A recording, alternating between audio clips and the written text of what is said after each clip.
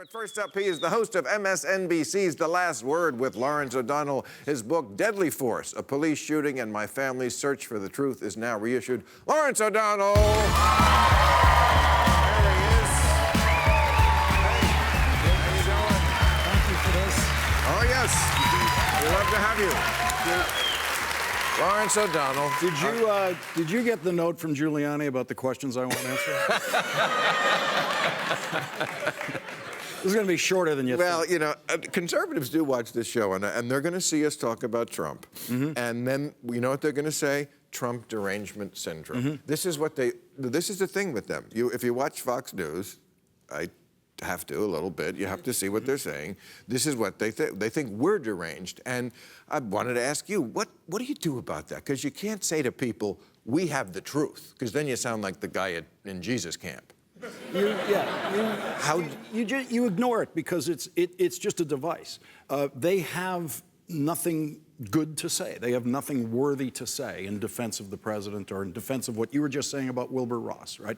No one's going to, from that side, is going to come back with any facts for you about that $120 million that Wilbur Ross is accused of playing around with. So they're going to say that you are just deranged and you're saying this because he's associated with Trump. You just don't fall for that. You just keep going and detail what that $120 million is about. That's what we're doing, you know, in my hour of TV, and Rachel Maddow does the most masterful job of that every night. She never gets distracted by any of that or by any of the accusations, any of the adjectives. She is just on the fact case of this, and she's a model for all of us. So all right, so if we can't convince them, how about convincing our side? You can't convince them, by the way. No, That's always been the case. Yeah. So you're trying to get, you know, roughly 51%. If you can get that, that's supposed to work in a democracy. Right. You know, and anything you get more than that is great. But, you know, a big runaway, the biggest landslide presidential elections of my lifetime were, you know, the high 50s. 60% was the highest anybody ever got while I've been alive. But they say now that the Democrats actually have to win by 12 just to win, because of gerrymandering and voter suppression, and felons can't vote. They have so many ways of cheating, and they're so much better at playing the game. Sometimes they just better outplay us. I mean, Hillary didn't go to Wisconsin. That wasn't a good thing. Mm-hmm. But they also know how to cheat better and are much more open to doing cheating. And we have an incredibly cheatable system, thanks to the enduring Electoral College, which is, look, those guys made some mistakes. You know, slavery was one of them, right? Yeah. But they also did some things that made perfect sense at the time. You know, when Rhode Island was this big and New York was this big. Right. They had no idea there was going to be a thing called California that was going to be this big. Right. And then they were going to have these little Dakotas, you know, that had a lot of land and very few people. They didn't know that that was going to be the mix of the Electoral College, so that a majority of voters could be denied their choice of who the president should be. Well, there shouldn't be two Dakotas. There's that. One is ridiculous enough, but I always say that's where we need to start. Right. We need to start with the Dakotas. Mm-hmm. But also, I must say, if the situation was reversed and Puerto Ricans and people in Washington, D.C. voted Republican, Republicans would have found a way to make them states by now. But Democrats don't play that game. Well, but here's how they would have found a way to do it. Because Democrats would have done the honorable thing and said to Puerto Rico what we've said to them from the start, which is, you are not a colony. You have your own ability to make a choice about your relationship to this country. You can choose Commonwealth status, which is what they choose. You could choose independence and have nothing to do with us if you want to, or you can choose statehood. We've always said it's up to them to vote on it. And so if Puerto Rico voted for statehood now, Republicans would say, absolutely not, we're not giving it to you. Democrats would have done the honorable thing all the way through, because they actually take principles like that to be real things and to be serious. This is a new level of political corruption, because it's a corruption of ideas. We've always had ways of trying to get at the money corruption, and we pay a lot of attention to it. But what happens when the ideas of a party or a group of political actors are completely corrupted. And that's what we're seeing. You saw it with Merrick Garland. You saw it with, you don't get a vote on a Supreme Court justice. And now you're seeing it with, they're going to rush one and violate their own principles of not obtaining all the kind of documents that they used to obtain on Supreme Court nominees. Chuck Grassley, the chairman of the committee, just said, oh, we can't get them in time? Never mind. We'll just have the hearing right after Labor Day anyway.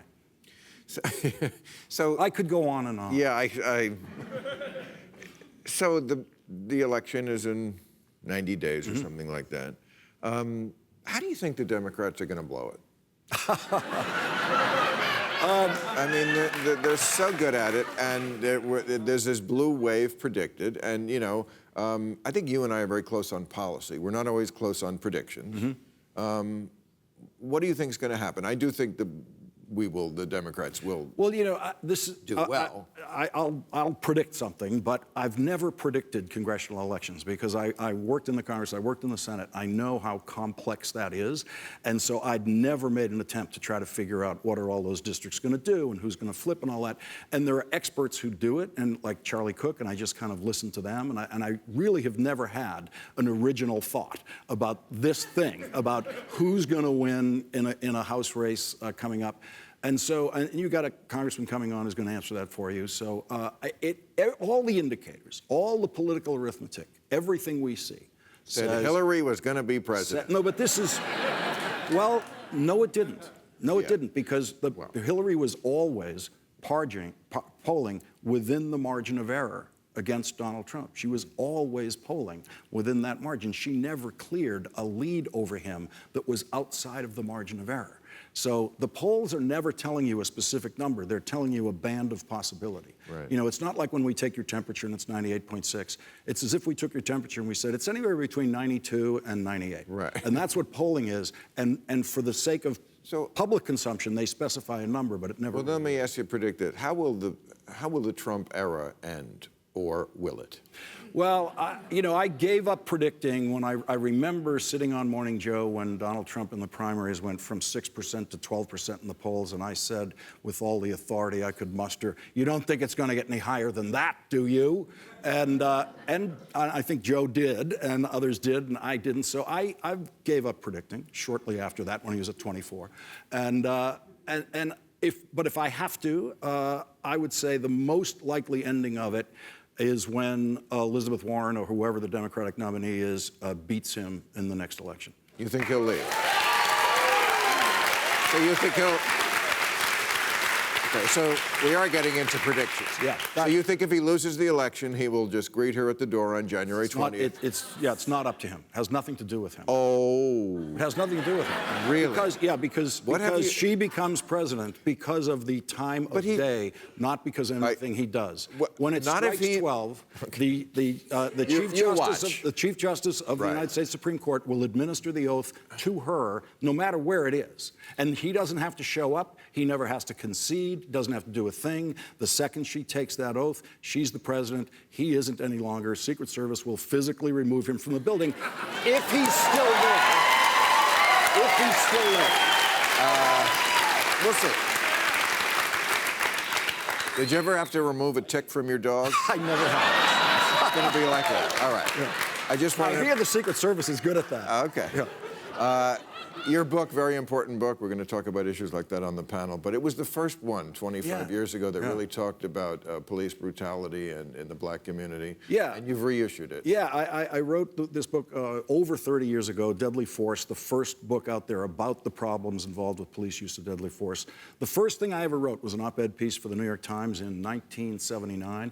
It was about police use of deadly force. It was the first time that the New York Times, in print, acknowledged that there was a problem. And so I've been on it for a long time, and 4 years ago this week was when Michael Brown was killed in Ferguson. That changed everything, and it changed everything because of the community's reaction to it.